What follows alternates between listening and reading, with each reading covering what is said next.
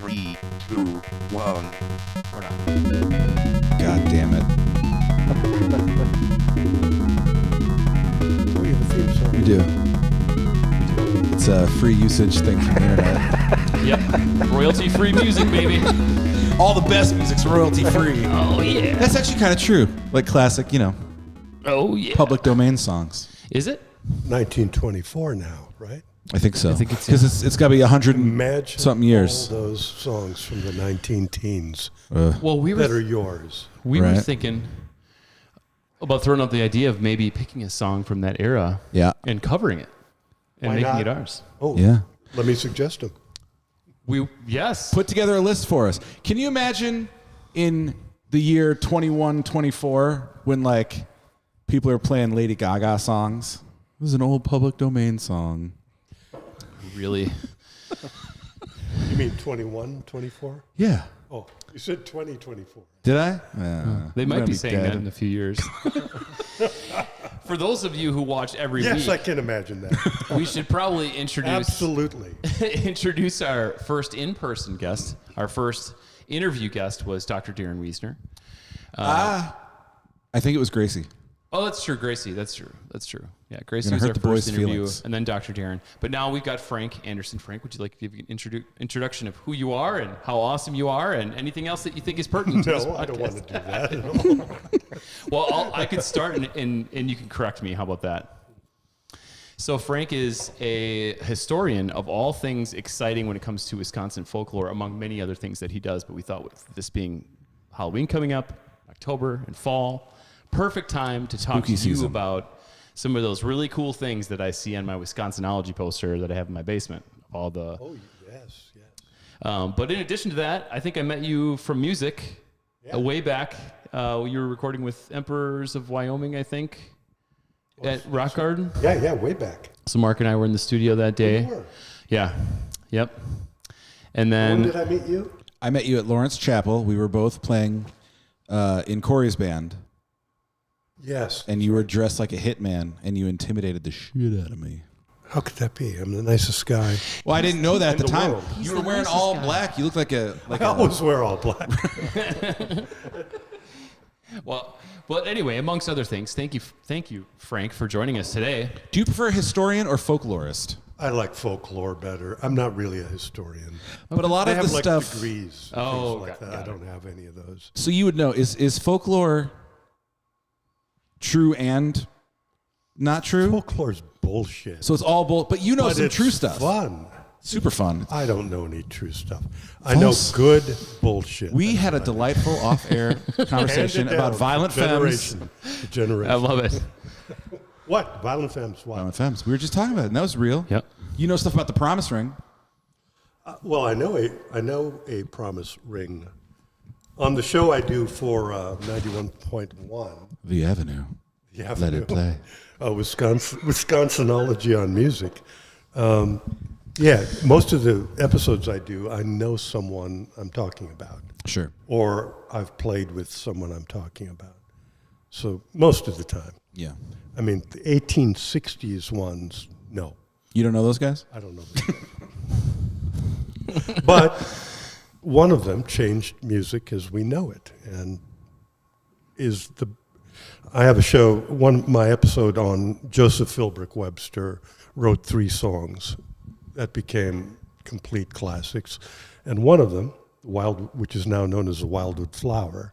Oh, Carter family. Of course, Carter family identifies that as the founding stone of country music. Period. Yeah. But that song was written in Elkhorn, Wisconsin, by Joseph Philbrick Webster. I didn't know that. Huge hit. Huge hit. Elkhorn, Wisconsin. There you go. Interesting. He also wrote In the Sweet By and By. You know that one? Yes. Excuse me. That's the basement stone of gospel music. Yeah. Yeah. What was his third song? Lorena. Smells Like Teen Spirit. Lorena. It's Wagon wheel. I love that song. It's a good song. Actually, it's Big Old Jet Airliner. Really? No. Dude's got range. You could. You could have totally got away with that Lorena. one. You know Lorena. Do you know Lorena? I don't know. Song. Yeah. Johnny Cash has done all of them. So Frank, Yeah. do you specialize? Like my impression of you has always been certainly that you tend towards the creepy. Do you specialize in the creepy? No, not at all. But it's just what people are most interested in. That's not true either. But every time I That's hear a you small talk, it's audience. like a ghostly, Well, ghastly tale. People, if they're near you, they'll be very interested. Sure. They're not going to search it out. Yeah. That's for the, very few. It's a small audience. And Wisconsin's paranormal media is filled to the breaking point with podcasts, you name it. There's someone. Interesting. Every asshole's got a podcast. Yeah. And every asshole has to talk about conspiracy theories like we do. Yeah. Oh, you do? Listen. What do you Only got? the fun ones. Only the fun ones. Like cryptids, We- Bigfoots, things of that nature. We also Funny fact. Pro tip. They don't exist. Hey, Jane Goodall disagrees with you, man. thinks they do. Jane Goodall's kind of. Well, very well. Very well. We are. You heard it lighting here up- first, folks. lighting Jane things Goodall up. is a hat. We are lighting things up today. You don't believe in Bigfoot? No, What kind of goddamn folklorist is shitting on Bigfoot? I am. But I he's won't have it. But he's on the poster, the Wisconsinology poster. He's on there. Dang Oh, you're it. just using our guy to make a buck. Every Dang single it. one of those things on that poster, I'm using to make a buck. I have Okay, not seen great. the poster. It's awesome. I don't have the Facebook, as they say. It's Wisconsin is loaded with monsters. Loaded. Ron Johnson. Locked in, Ron. mythical. Mythical. Not unimaginable. There's a difference. Yeah. And the poster reflects that. You don't believe in Bigfoot, though? No, I do not. Because you don't like joy in your life? What's the deal? No, I love telling Bigfoot stories. I love it. It's fun, but I don't believe any of it. I think the Bible was written in a very similar fashion. Can't argue It's that. fun. Don't believe a thing. But Is there anything in that vein that you do believe in? The Thunderbird, perhaps? no, not at all. God damn Okay, you, Frank. I'm going to throw in at you, Nessie. Frank. You son of a... How about aliens? No? No aliens? We need a more strict screening process for these guests coming on here, Son of a bitch. undermining the whole spirit of this show. Dang it. Well, he's got to support his product to sell the Wisconsinology poster. Sure. Is there aliens on the poster?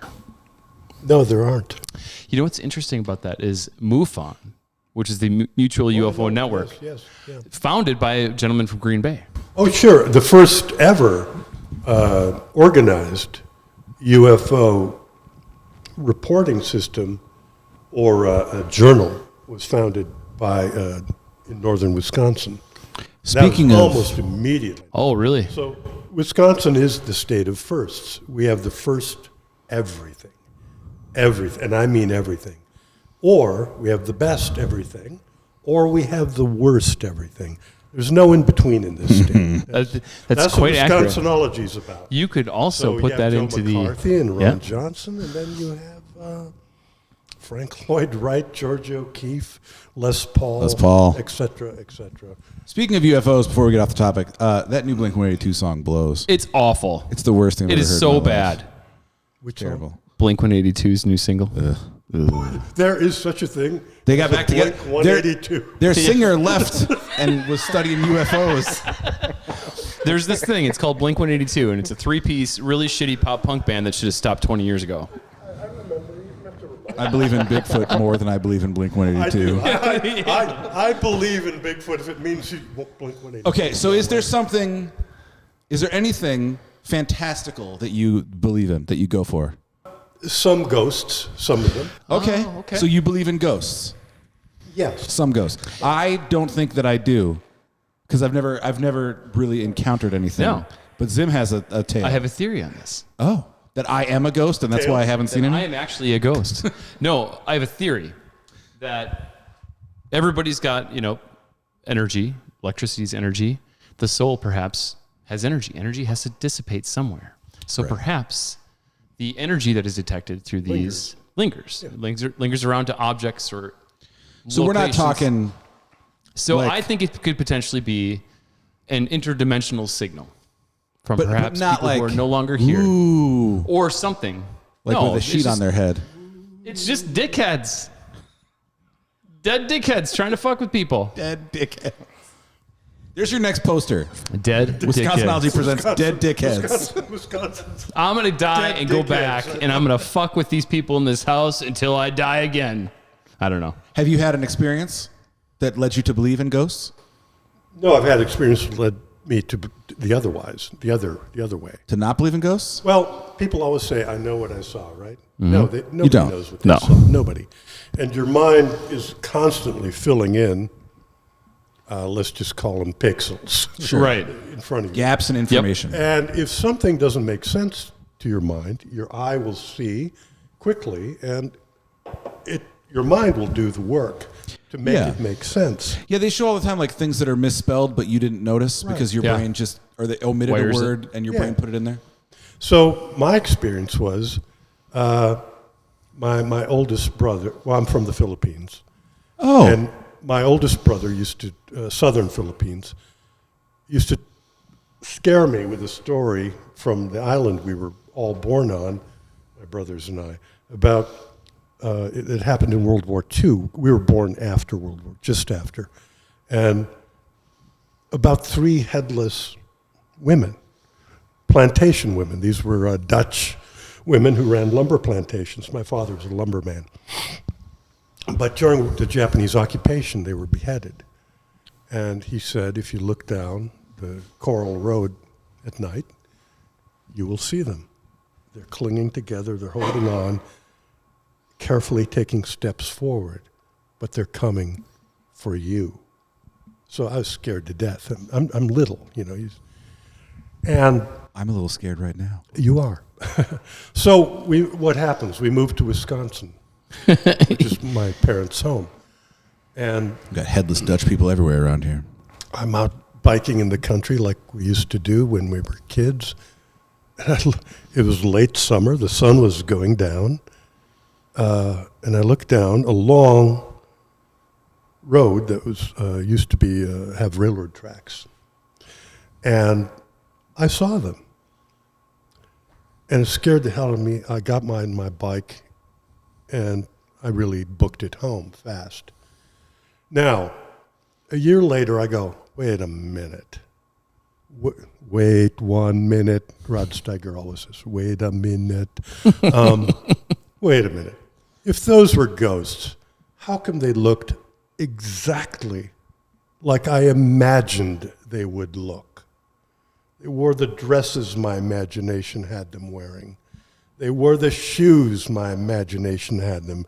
They were huddled together exactly as I saw them. And that to me said, bullshit, my mind made that picture. I could have seen 2 bicyclers in the distance. And in the late sun, their figures going like that. And the fact that they were in the distance, I didn't know what to make of it, right? Sure. But my mind did. Okay. And it was all in an instant. And there's no way. What would they be doing in Wisconsin? What are all the Dutch people doing here? Illegally They're voting. everywhere. They're all illegally voting, if you ask Ron Johnson, Are right? they going to stop me and go, you know the way to Kakana? You know? I started watching the Dahmer thing and the accents in that show. Have you seen the Is it Netflix? Oh, it's so... You've seen it. Oh, it's amazing. They so exaggerated. Oh, you got him in a tub full of acid.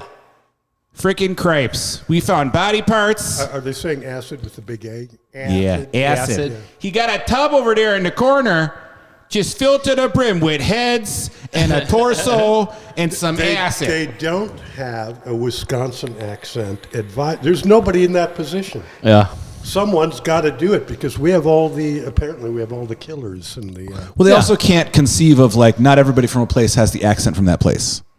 Right. No. Like, I'm from Kentucky, and there's a ton of people in Kentucky Well- that talk like you and, you know. Yes, and I worked in Milwaukee for 20 years, living in Appleton. Commute, Ooh. but Yuck. every other day. Just Milwaukee, There's a though. huge difference in Milwaukee accents. Sure.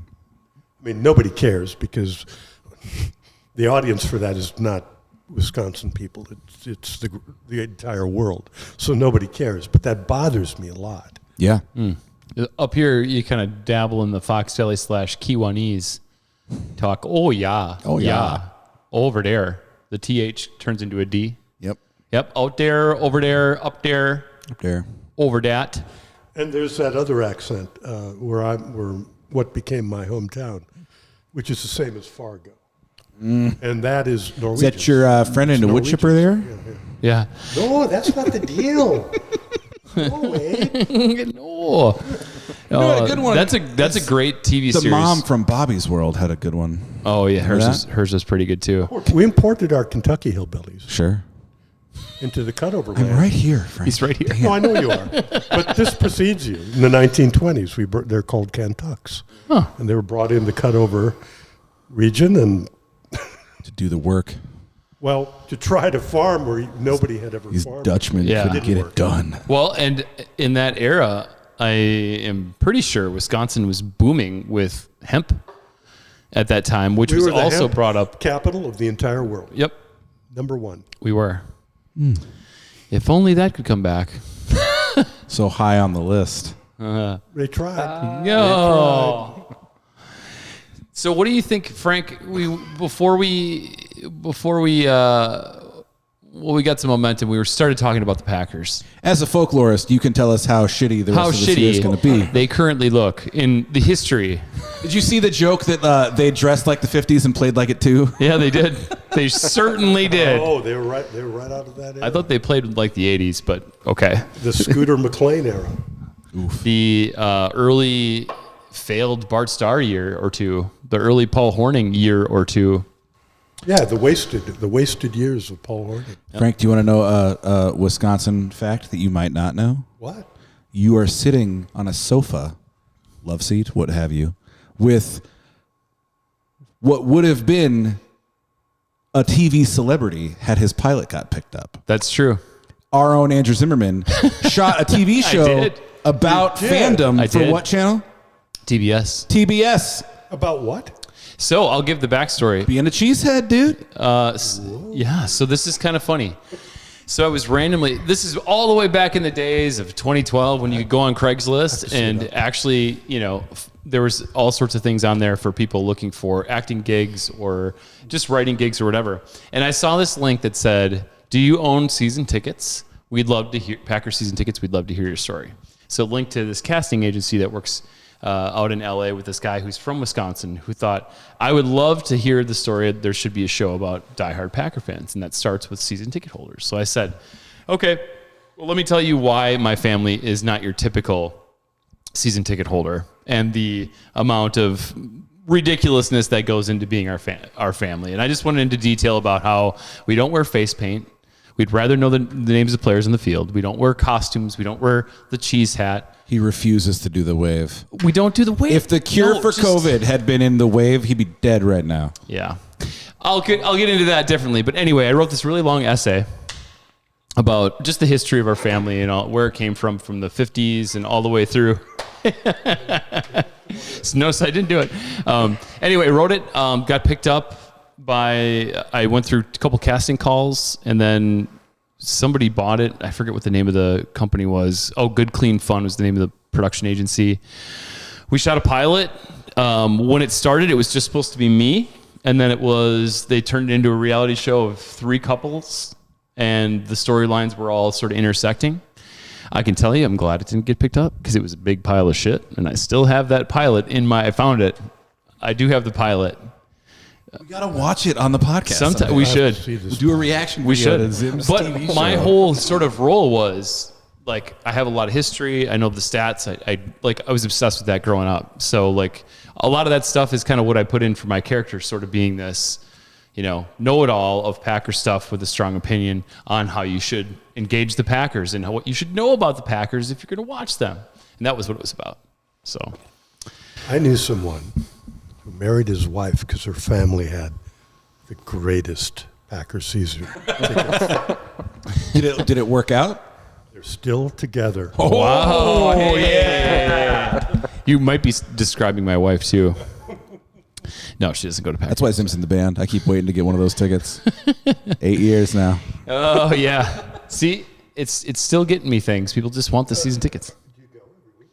So I go to at least 2 or 3 games a year. But oftentimes my uncle and my cousins will kind of share into the tickets. So I own 2 of our 4 tickets. Do you go?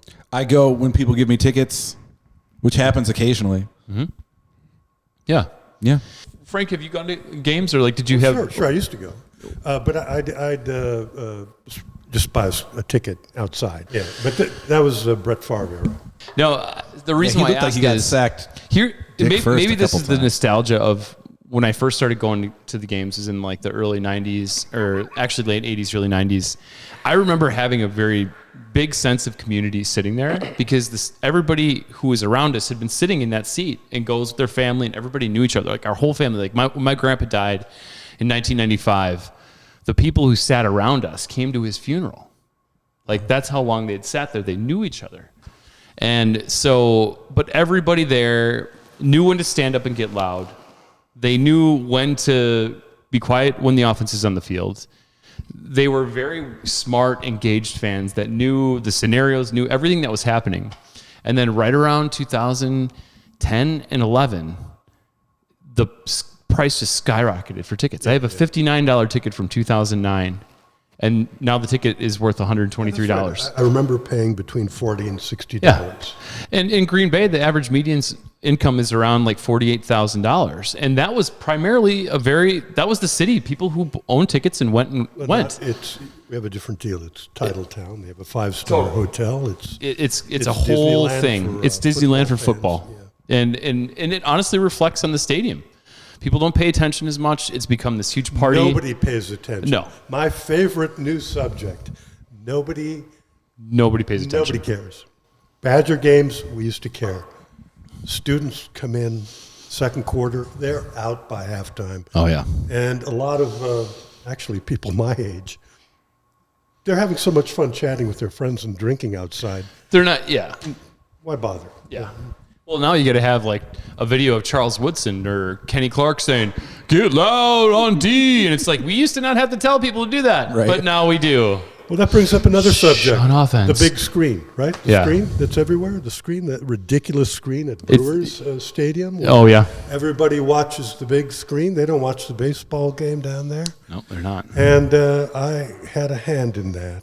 Uh-oh. Damn you. Oh, yes. My first job, when I moved here, I spent a lot of time in San Francisco, at about 12 years. Then I came back. My first job was with the company that pioneered scoreboard animation and entertainment Oh. all over the world. So our company created the racing sausages. And that was an animation at first. Oh. So, and you had to, it was very complicated rigging that. Oh, well, it looks like crap. So we should start the grievances sections because really you just kind of kicked it off with nobody pays attention. Nobody. The grievances segment this week is going to be also the Packers It's like Minute. the beef box. What's your beef?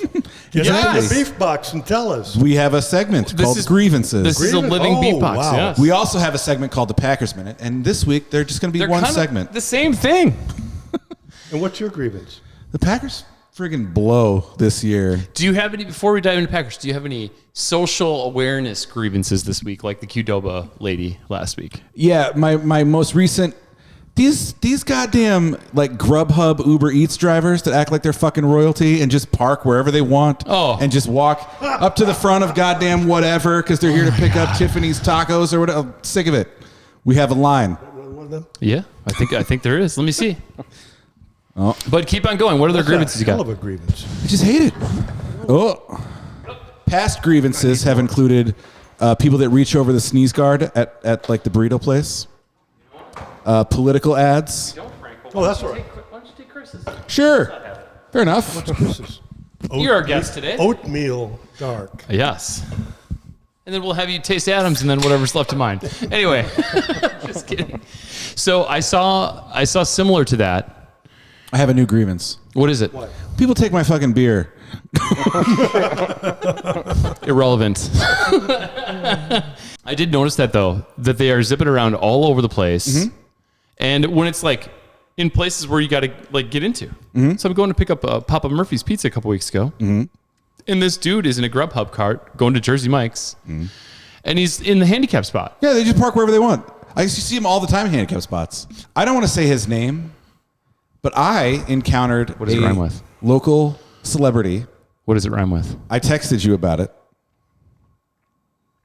At the time, I had dinner with him. Oh, Okay, so I was at an event. we can't say his name. I don't think so. Because Okay. he did something that he should be pretty embarrassed about.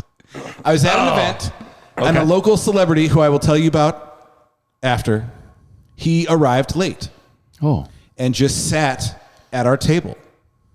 And a woman in a wheelchair came up to say hello to him. And he turned to her and he went, "I didn't steal your seat, did I?" And I'm looking at him like, "Is that an accident? Are you an asshole? Like, what just happened?" And he was just being nice. And I don't think it occurred. Like, I don't even think he realized. he seems like he's a super, super nice guy. He was super nice, but I don't think he realized, like, Super nice. guy, she's in a wheelchair. Celebrity. Like, I didn't steal your seat, did I? Very recognizable voice. Super nice. How old are you, Frank? Are you comfortable saying? Oh, sure.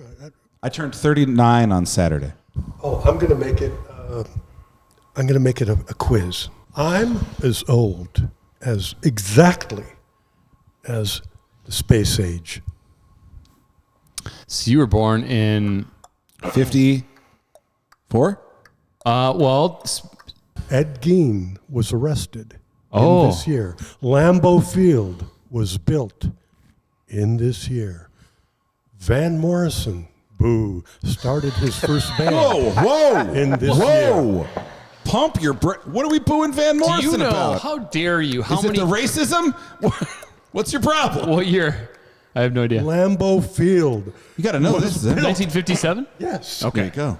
Okay. You know, we have a friend who had family that lived very near Ed Gein, and they had him over for dinner once, and he brought meat.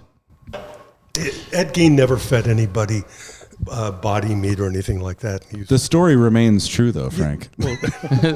That's why folklore is all bullshit. Sure. And actually, I'm a Ed Gein expert. Did you Oh. read the graphic novel that came out last year Yeah, that was a good job. They did by a good Eric job. Powell? Yeah. Did you hear what Eddie Interesting. Gein done? Eddie Gein done. Yeah.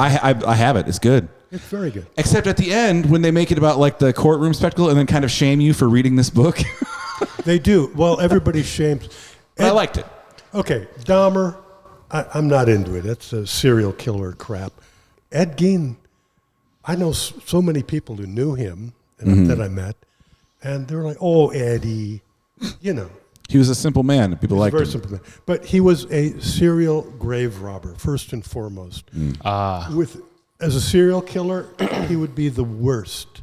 The worst. He's convicted of one murder. Yeah. It was his mom, right? No, he did Woman not from the kill his gas mom. station wasn't, or that general yeah. store. Oh, the Harvard. gun shop Yeah. lady. Yeah. Yeah. He killed her instantly. She had the misfortune of having He didn't kill his mom. She just died. He didn't kill his mom. Okay. He nursed his mom. What about those kids in Texas with the chainsaw? He did that. What? Texas Chainsaw. I seen a documentary with the chainsaw. Yeah.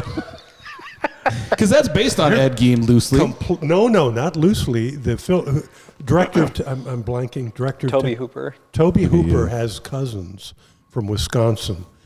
They used to tell him all about this guy named Ed Gein. And anybody who grew up in Wisconsin in the, let's say, the 60s, there was always someone in class who knew everything about Ed Gein. I was first introduced to it when I moved here from the Philippines, and I saw two girls in the playground doing jumping rope to an Ed Gein jump rhyme. You know jump rope rhymes? Yeah. Yeah, they used to have an Ed Gein Freddie jump has rhyme. one.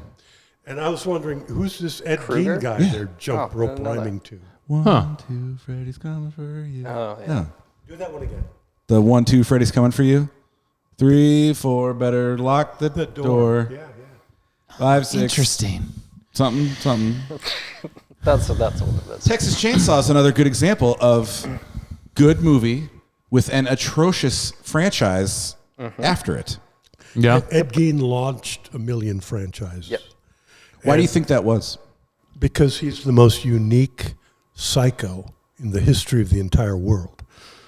Remember, I told you the reason I have Wisconsinology is we have the most whatever. We even have the best psychos. Well, we have the guy that we have the father of modern recording and guitar, everything, you name it. Sampling was invented in Wisconsin. Because the Ed Gein story also influenced Silence of the Lambs. Correct. Buffalo Bill. Exactly. Yeah. And also, But he did more than that. The making of Psycho changed Hollywood. It launched it broke the back of censorship. Sure. The censorship board collapsed within years of Psycho coming out. interesting. Yeah, it's huge. Ed had a massive effect. And next time you see Psycho, watch Anthony Perkins chew gum. Okay. Ed Gein always had a full pocket of bubble gum in one pocket here, and the other side some stick gum, juicy fruit. Why do you think he influenced Tales of Fiction and didn't just get a direct, here's the Ed Gein movie? Well, that's I think there is. It didn't do very well. But Yeah, it's if there is one, it's not nearly They as popular as cannot- Silence of the Lambs well, or Psycho I or Texas actually know Chainsaw. there's one coming out. I'm privy to. You can't do Hollywood doesn't work that way. The true story of anything never works. They just rattled off like 8 Ted Bundy movies, though. Did they work? I don't know. Serial killer thing is so boring to me. It's just. That's good to know. I feel pretty good. safe right now. Yeah. I feel much better. I've tried serial killing. I'm not into it. I'm not into it either. It's the killing that I don't want to get involved with. There's so much cleanup. I just, I mean, who's really going to Dexter that? Cleanup. Ed Gein had a lot of cleanup to deal with. He didn't deal with it very well. It's amazing when, I used to run into people, that Eddie, he didn't waste nothing. So you don't go for serial killers. You don't go for cryptozoology. No. You don't go for aliens. Well, I like cryptozoology. What's your deal? I love cryptozoology. I You just don't believe in it. I don't believe any of it. But you, okay, let's go to Stories are fun. Sure. That's the whole point. You like Art Bell? Art Bell was a gas to listen to late at night. Did you know they're putting all that stuff up on Spotify in podcast form now, like the classic Art Bell shows? He had art. I hate to use his name again, but it was an art with him. He was Sure. he had the gift. Yeah. Yep. He always knew when to just let people go. Absolutely. Yep. Yeah. Well, that's when they'd have the what did that? I was listening one night. What was under his sink and banging on the door by his the plumbing, trying to get out a gremlin or something? Yeah. But he knew how to deal with people, and he knew how to field a show like that. There is no successor to Art Bell. No. It's impossible. But they're just communicators. That's all. Yep. We like them because they're communicators. We like a good story. And they communicate on But they things don't that have are to be true. right. They're not. But you said you do believe in some ghosts. Well, But then you told a story about how you don't. correct. Yeah, I'm a bundle of contradictions. I love it. Give us a real ghost story. Okay. You can. This is rather sweet, a sweet one, which are the kind I like. Oh, Adam's okay. checking out. He wants gore. Where are the monsters? Okay. A friend of mine, we'll name him Don, okay? Okay. In the early 70s, he got a job at, I believe, in Madison, where they keep a sanitarium in Madison. And that was tough work. He was kind of, I would say, an orderly. But one patient there, his name was Alan. Alan had cerebral palsy so bad he couldn't control ever any part of his body. His head was moving constantly, his arms. It was difficult. He was suffering a lot. Sure. Don figured out, because he he got Alan 4 hours every day. He figured out that if you leaned across like an arch, if the two bodies made an arch, and Alan's in a wheelchair, right? If he leaned over and made an arch, and if he held Alan's head on his shoulder and grasped him and had Alan's arms here and here, he suddenly had a moment of peace. He would calm down. And Alan would, these were tremendous moments for him. It was the only time other nurses said they couldn't believe that happened. And for a moment, not a long moment, but for a moment, he would settle, his reactions would settle down. Don lived in an apartment in Madison, and he'd get home very late at night. He worked till, I believe his shift ended at 1 in the morning. And one night, and it was close to Christmas, it was early December, he came home. He had a new roommate just that week. The guy had moved in that morning. Don came in, and that guy had a job, by the way, a normal, daylight hours job, and he should have been in bed. Don went in the kitchen. They had a tiny kitchen. He opened the refrigerator, got out some milk. His roommate was standing right behind the door, staring at him.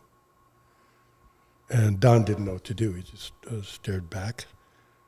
And then his roommate reached over in an arch, put his arms around him like that, and held him like that. And they did, they'd have a slight rocking motion, just like he did with Alan. And then the roommate let go and then went to bed. And Don learned the next day at work that Alan had passed away at 1:30. Ooh.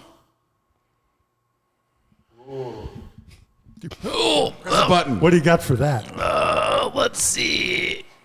You kids, get off my lawn! It works. That's amazing. Ooh. And you believe that was... Well, I believe Don, if you knew him, is this like an engineer. His brain, everything, straight-laced. He wouldn't bring up. He didn't bring up stories all the time. That's Right. it. I mean, they were different. His stories were different, but that one step into the supernatural in all the years that I knew him is quite amazing. Yeah, That is amazing. that's a good story. Yeah, ghosts, and I agree with you about Energy. energy remaining. Well, you can't kill it. You cannot kill It's just energy. it's there. Energy's in gotta the go universe. somewhere. Yeah. Well, is there any local, before we jump into the Packers piece, which is awful, The Packers what? the Packers portion of the show, the piece of the show, Really have to? I mean, it was that bad. it was fucking so bad. I think the worst part about this is that I don't think I've ever seen just like group shitty effort. Like just the effort was like, it looked like it was just like everybody's on skates. Yeah, everything was bad. Like everything just looked bad. Bottom line, they're not that good. They're not that good. They could possibly be the best lower tiered team. They need everything to work for them to win, and that's not a good formula. They need everything to work to be the best lower tiered Yeah, team. they need everything to, and that just 500 doesn't. I'm talking about. Yeah. I set a 10-win like ceiling for them this year. I think I overstated that. I don't know. 17 games. I mean, Yeah, That many? 17 game season, maybe 9-8. Maybe they're just above 500. maybe. But Rodgers has been saying we need to simplify the offense. And LaFleur had no LaFleur's idea. like, I don't know what that means. I don't know what that means. Hold it. But Can I say something about the previous team, New York Giants? yeah. Nicest fans I ever met in my life, right here in Appleton. Oh, Because they all stay here. yeah. And I was nicest. at the hotel when they were all checking in and stuff. Yeah. Well, this is Giants fans, not Jets fans. Oh, sure. A previous game. Yeah. A long ago. I would agree. Not too long ago. And when I was sitting, they invited me to join them for dinner at the Vincent Barty Steakhouse. And in my time with them, they knew more about Wisconsin than, most Wisconsinites. The fans or the team? The fans of the New York Giants. Okay. One in particular had been coming to see Packer games since he was a little kid. And he was, at the time, he was about 55. He knew every restaurant from here to Fond du Lac up. And he had an itinerary that knocked me out because it wasn't typical. He was an insider. Sure. And they were so kind and sweet that I had no animosity for the team and still haven't. Sure. Yeah. I've sat next to a fair amount of Giants fans at playoff games in the last 10, 15 years. Super nice. Philly fans, not so much. The worst. Not so much. They're not. And if you're 49ers fans, not great they either. throw stuff at you. Oh, yeah. Yeah, Philly's a rough place to play. Yeah. Okay, who do you hate more, Chicago or Minnesota? Minnesota, hands down. Minnesota. Hands down. Yeah, I would say Minnesota. Because Bear fans, at least they understand the history of the rivalry in the NFL. Well, I worked in Chicago, and they're too. smart I had an football office. I fans. The love that Bears, place. the Bears fan base does not shrink or expand, and Minnesota's it feels just a lot of fair weather dickheads. Well, because when you've never won anything. Yeah, and I hate the skull chant, and I hate that they're like you always say. Their big accomplishment is that they Injured hurt Aaron Rodgers' our quarterback. collarbone. Yeah. That was just- the worst. yeah. That was Well, and they put it on their program for the next year, terrible. and they put a clip of it on their stadium on a hype video. It's like, are you not fucking kidding me right now? Older fans hate Chicago, right? Yeah, Yeah, You hate Chicago because the it's fun. You hate Minnesota because you hate Minnesota. because they were Well, so I good. feel sorry for Chicago because it's been 30 years, right? Well, they're smart fans. And they're dedicated through the wins and losses, much like Packer fans I are. like Most everyone Packers. in the old Central Division. The old Central, yeah. Yeah, Detroit's got except the history, Minnesota. except for the Vikings. So, Adam, I want to ask you something. I know you've got some thoughts on the Packers. What are your thoughts after yesterday's game? Disappointment is my only thought. I think that at this point, I don't know who's to blame anymore. It's everybody. It has to be It's everybody. because it seems like LaFleur doesn't know what the hell's going on. He doesn't have control of something here. And it's interesting. It 'cause seems disjointed because I watched Rodgers' presser and then LaFleur's presser today. To see LaFleur just say, I don't know, just some pretty easy questions, or he could at least make something up that makes him seem competent as a coach. Well, and part of that, though, is You're not going to blame Blue. What's her name? Blue from Blue of Earth. Blue of Earth. I saw somebody blaming her online today, and I agree. Well, I think part of it, too, is I don't know. Blue on Earth. I don't know. I have been done with, like I said on last week's podcast, I've been done with. I thought they should have traded him and gotten what they could because they put themselves in like salary cap hell to bet on this year, the last 2 years, and it hasn't worked. And the problem that has been consistent is he wants to keep insisting on the McCarthy era spread concept stuff that takes them out of what their system is supposed to be. And there's always going to be this butting of heads between giving him too much because you don't want to upset Aaron Rodgers. You can't upset Aaron Rodgers. Don't you think, you're right. But don't you think in the last 4 years, football has taken this huge leap forward? It's moved beyond even his playing style. Even if he was at his peak. I don't think we've come to answer any of those questions. We're not that kind of team. He's not the kind of player. What he should be is what John Elway was at the end of his career with Terrell Davis. I was also thinking where he's the Roethlisberger. secondary piece, or the Roethlisberger a little bit. I mean, Roethlisberger was famous Or for his Peyton Manning. 3-second release time because he was not very athletic. So they did a whole lot of runs and then a whole lot of really quick 5-yard because then the offensive line doesn't have to try to, you know what I mean? And I think if he was playing a combination. That's the saddest thing is watching John. his long passes. Oh, it's bad. The accuracy is gone. It's gone. It's gone. It's not gone. It's like It's barely freshman high school accuracy. Yeah. Well, and the tough part is that's the part that is, Or maybe it's not. that's one of the things they're fighting against. Their quarterback has not come to grips yet that he can't hit the throws that he used to, and other teams have been scouting that, saying, "Go ahead, we'll give it to you." Go ahead. We'll give it to you. Deep as you want. Go ahead. We'll give it to you. Are receivers that bad? Well, I think if you look He's at the had other a lot of offenses- opportunities to hit wide open receivers, and he's thrown it right at Oh their my God. ankles. That first throw to Tunyon that almost got picked off, that spiked into the ground. Oh, I felt bad for Tanya to that one. Oh, I know. Well, and here's the thing that really bugs me about this. It just shows that Rodgers has total control of whatever he wants to do, and no one wants to upset him because yesterday he's got a busted up thumb. It is downpouring, and they still didn't run the ball. Did you like the thumb cam? Endless close-ups of Roger's thumb. And I like that every time he did something When did bad, when did he would bash like look his at the thumb thumb. Oh, gosh. Hail Mary. No, in previous years. When was this big thumb trouble year? Favre had a thumb trouble year. Favre had it. Okay, I forgot that. Yeah, and that was And 1999. it was Every single on the week. news, every night. and they had- Update on Brett Favre's thumb. But it is what it is. We're kind of stuck. I don't know.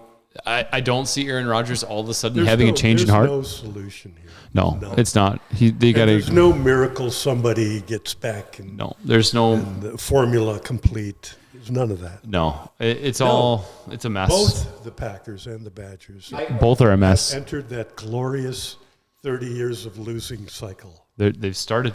So what is Danny Eitling. Danny Etling? Etling, yeah. Yeah. And what's he doing right now? He's in their practice squad. Yeah. What does that? Okay, They He can call him polishes up. Aaron Rodgers' crystals. well I know he does, but Blue is of he, Earth's crystals. is he to in give to uniform Rodgers. on the sideline? Ready? No, No. of course not. You have to activate him, right? Yep. They have to All right. activate him. So my big question: Jets beating the crap out of everybody, including Aaron, is taking his big hits. I thought he was going to be gone forever. Yeah, it looked bad.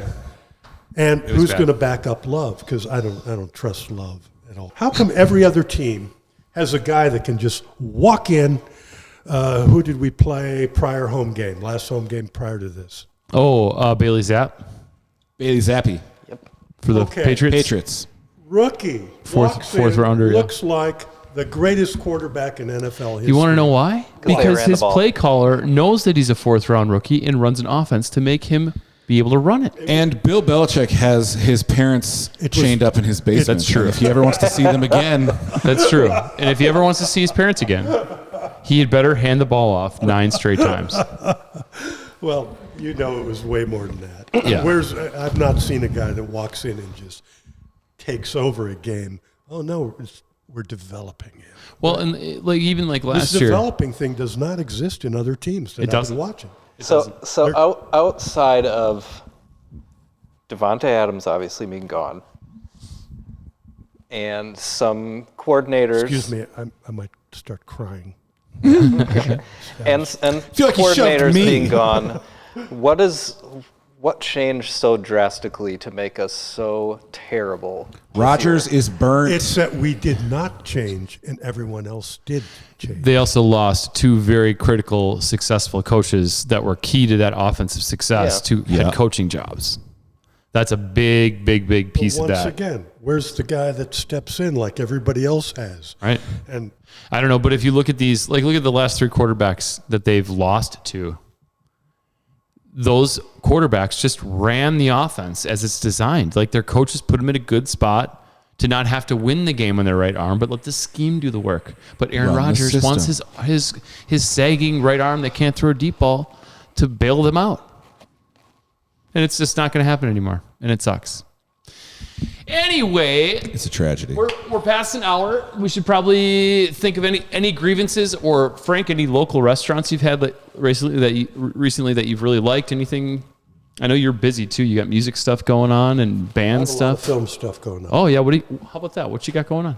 What should the people know about? All 60 to 80 of us that listen. Well, my main career has been as a filmmaker, as an introduction. And just look up, I work for a company called the September Club, septemberclub.com. You can look it up. We just did the show on HBO, Paul Newman, Joanne Woodward, The Last Movie Stars. Euphoria. What's that? Euphoria about the teenagers that are all doing drugs. Was that not it? Paul Newman? That's not No, it. that's not it. That's not it, Chris. Although that's an excellent answer. Sure. But we have projects going, and one involves currently Showtime, and I can't talk about it. But Okay. Cool. What do you do in film? I've been a live action director for most of my life. I was a stop motion animator and traditional animator. Traditional animation died. I became a live action director, and I directed. If you grew up in the 90s, it doesn't matter who you are. You saw my work every night of every week of that entire decade. Gumby? Oh, I wish Skittles ads. I did a lot of Skittles. I have a stop motion animation question for you. Oh, yeah, please. And we'll edit it out if you answer it wrong. Because there's controversy. There's controversy in my home. Okay, go. The Nightmare Before Christmas. Yeah, what about it? I know a lot about that. Halloween movie, Christmas movie. You had to ask the most difficult question. It's heated shit, dude. Thanksgiving movie. It is. It is a Christmas movie. Yes! Because Santa's in it. Tori's watching this episode. Okay. I don't give a shit. Okay. No, I'm my answers. I know one of the animators, Oh. and he calls it a Christmas movie. Well, then that I guess we'll go with that. That's about as good as it's going to get. Now, what are his thoughts on Die Hard being a Christmas movie? Do you know? I'm just kidding. But Christmas that is a movie. Christmas movie. Opens with a Christmas song. but Run that- DMC. Yeah, Christmas in but Hollis. It's the most. I mean that's. What are you doing? That's been done. That's been done. Let's not go there. You it's a Big Christmas Ferrari'd movie. that. Oh yes. Speaking of Brown Eyed Girl, Frank, I have a question that I wanted to ask you that I've never asked you that I've always been curious about. Oh, what? In addition to being a filmmaker and aware of that hat, looks great, you play the pedal steel yeah. Yes, I do. and the All my lap life. steel Yes. and probably the resonator, No. but you could. Good. Yeah.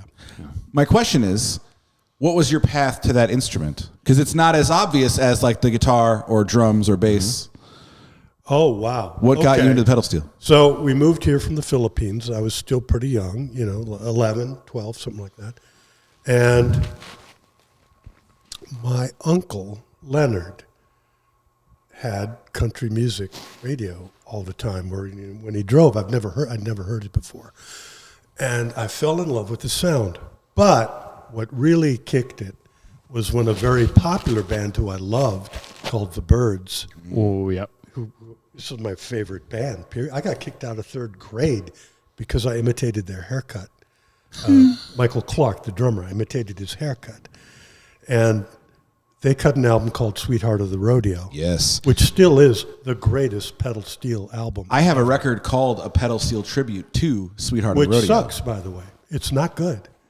Here's a little rule. Sweetheart of the Rodeo? No, no, the tribute to Sweetheart. I like it. Oh, good. Here's my opinion on pedal steel records. Okay. 99.9% of them suck and should be used as torture for interrogation, that sort of thing. They're awful. They're just, they mimic there's no imagination going on. Okay. There's very few good pedal steel records. Sure. But Sweetheart of the Rodeo was what got me going. And I started playing at age 14, 15 professionally in bars. How'd you get in bars? It's Wisconsin. Oh yeah. Nobody where cares. did your pedal Nobody steel cares. come from? You just tell your parents like, "Hey, I want a pedal steel." No, I started playing a lap steel that a friend had. His father had given it to him, and no one knew what to make of it. So in those days, you had to go to the library and look up old guitar player magazines to figure out how to tune it. Mm-hmm. And there was no lessons or instruction. No one played it, well, near me. So I had to figure that out. And a lot of radio listening and a lot of, yeah. And my first pedal steel is exactly like the one I'm currently playing. It's a Showbud Maverick. I was going to ask. It was a Showbud. And it's light, and the tone is killer. Is that what you played on our record when you came in? That was lap steel, I believe. Lap steel. Oh, that was okay. Oh, wait a minute. Are we talking about that big Sirius XM hit song we did? That's right. I still tell a story. You mean the most played song in Chris Gold history? Might be. Might be. Well, I still tell the story. You came in and you played on a couple songs, and there was one song called That Great Divide that we were going to have you play on, and it was 1 minute and 45 seconds long, and you listened to it, and you turned to me and you went, "Where's the rest of it?" But I also remember when you played on the Breeze, when the chorus came in, you went, "Oh!" Yeah. I was like, "Oh, cool. That's a good one. I like that." I love that Yeah, song. that's right. Pedal steel is one of my all-time. I like that and the B3 organ and the fiddle. Which one of these is impossible to transport from gig to gig? The B3 And organ. which one of these do you not want to see played on a Nord? There you go. Yeah. B3 organ. Yeah. Because even if you can bring the organ, you got to bring the Leslie too. You notice how audiences, when they see you actually working and playing a real instrument, they're interested, right? They want to almost, I tilt my steel forward the best I can so they can see everything working, feet, hands, everything. However, those poor, sad keyboard players who hold this little red thing with keys called a Nord, no one gives a shit. No one gives a shit. I've heard some great soloing done on those things. Yeah. They really don't care. But if you had done that on if you'd stuck that Nord inside a fake piano, That's what the Dropkick Murphys do. very They smart. bring a Everybody's hollowed out doing that upright now. piano and they put a Nord in it. Well, they figured out that basic showbiz fact. Yeah. Yeah. There's a band called J. Roddy Walston in the Business, and their singer plays the piano like Jerry Lee, right? Roddy is the funniest name. It's so good. But we were opening for them, and he was dragging this upright piano out of the trailer, and some guitar player in another band goes, "Why don't you play a keyboard?" And he goes, "Why don't you play a guitar?" I love it. It was good. Well, Oh, brilliant answer. And we love guitars. Oh, yeah. guitar. I can't get enough. Until I've had enough, then it's plenty. So that reminds me, are we playing that show on Saturday? Saturday. We have a show on Saturday. Do you want me to bring the guitar since we don't have Caleb? You have a guitar? No. No, but I will get one. But we do have a show on Saturday at Appleton Beer Factory with a wonderful band from North Carolina called Easy Honey. Easy Honey. Easy Honey. Cool. Easy Honey. There you go.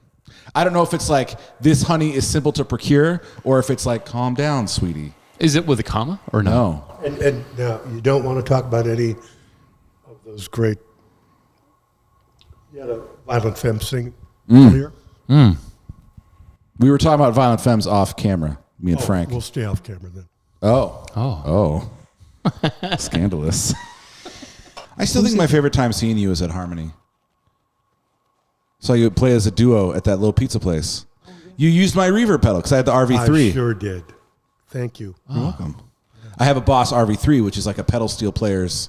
They love those. I needed it. I showed Frank what happens when you turn the knobs all the way up. It goes to the moon. He was very excited about it.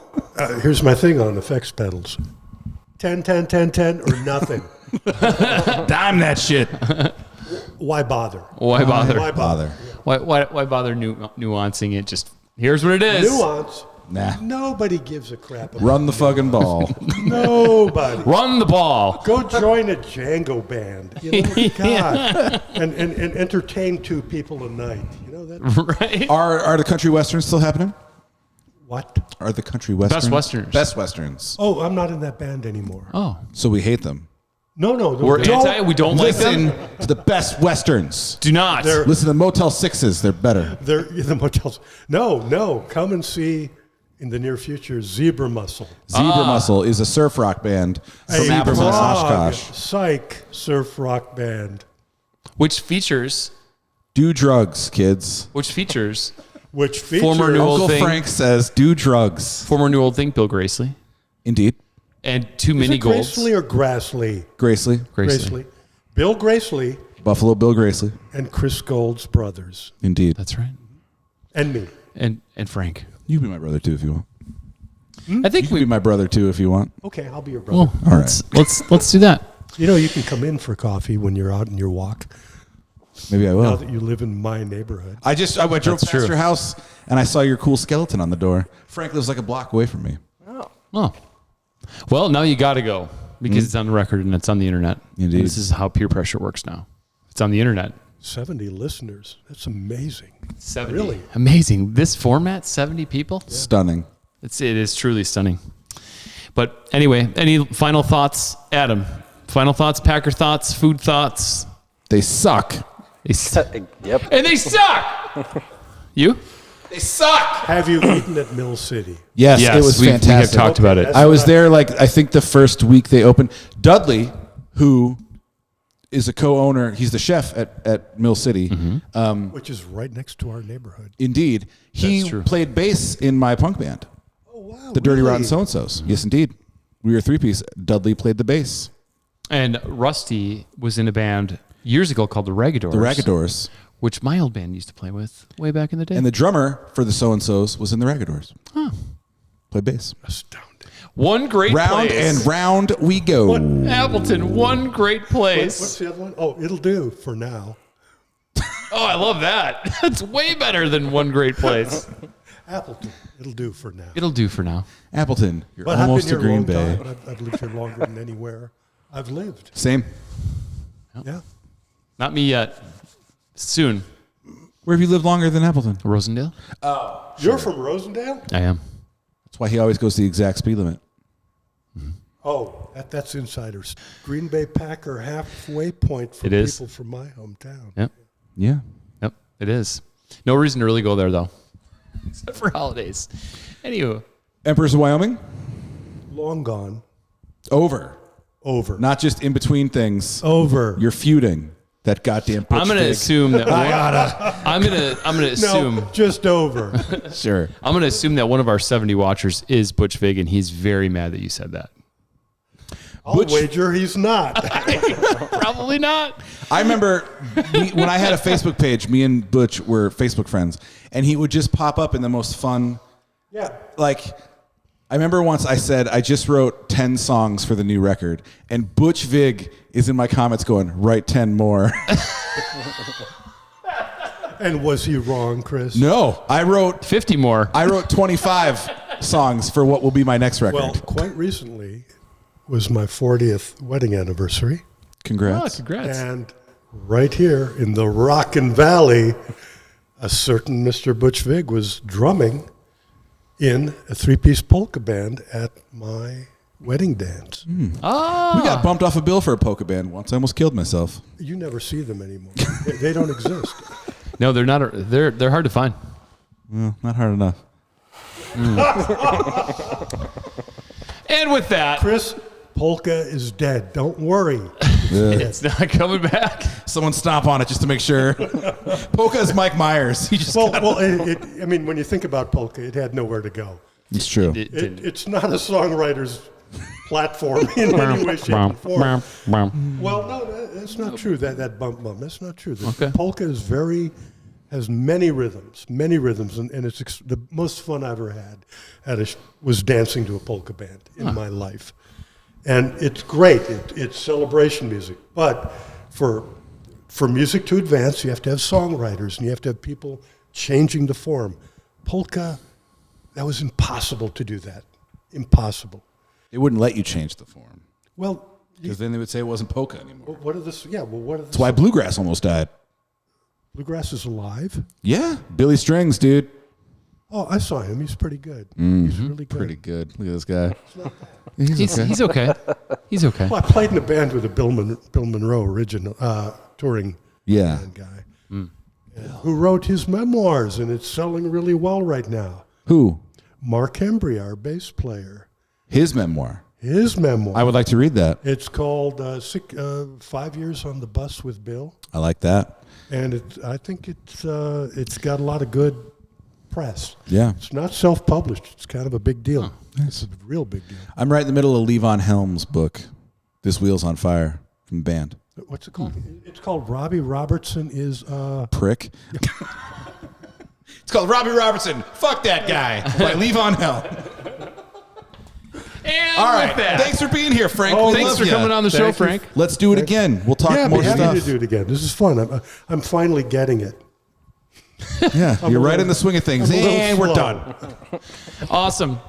Saturday, Appleton Beer Factory. Saturday.